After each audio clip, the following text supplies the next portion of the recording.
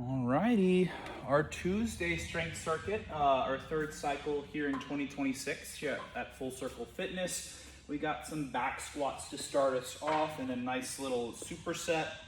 The back squat portion will be the strength portion of the superset, followed up by a little mobility portion or piece that complements the squat.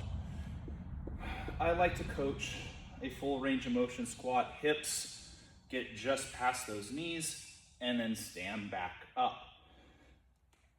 Heels stay on the ground. We're not letting the torso collapse too much, and we have control going down. We're not letting gravity take over. Now, let's say we don't quite have that range of motion, that's fine.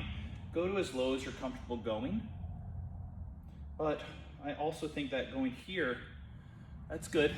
You're building some strength for sure, but you're never gonna learn the full range of motion if you always stop here. So, if you do not have full range of motion, once you finish your squats, go find a TRX and use it for an assisted squat to where you can get the full range and then stand back up. That way we're in practice of a full range of motion squat. After that, we have a new one, a little active couch stretch with a little bench help. So,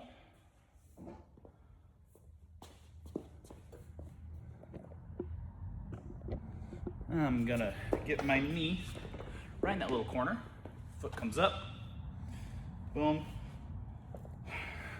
On this side, side's tight, I already feel a big stretch in my thigh right here. A lot of quads involved in squatting, so we're gonna kind of attack that muscle with the squat, and now we're gonna stretch it out here.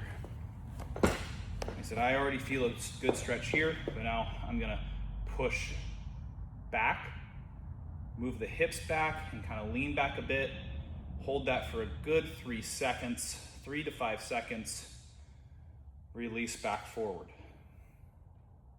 Exhale back.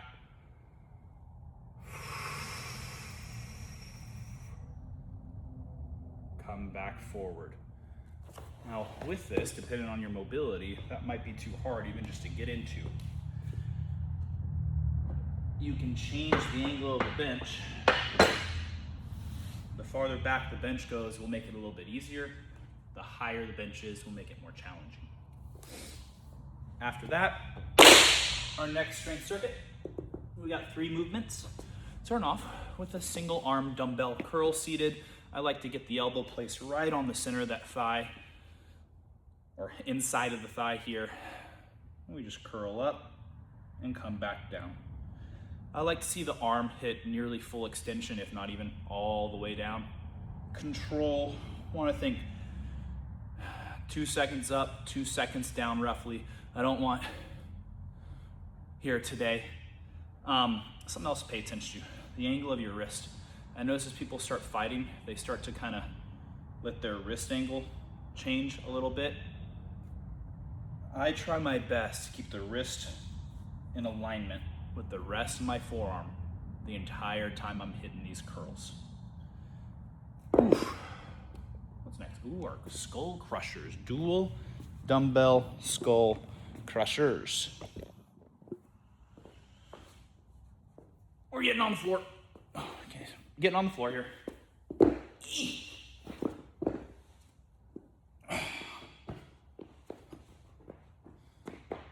Hands up. I'm gonna bend the elbows, fire in your triceps, and fire back up. Those dumbbells should kind of go right past the head. Try your best, keep your elbows still in one spot. Match, I think a lot of people are gonna come back here, moving their shoulder.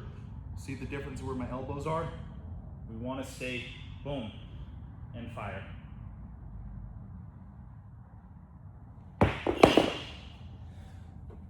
And our last one, I don't remember.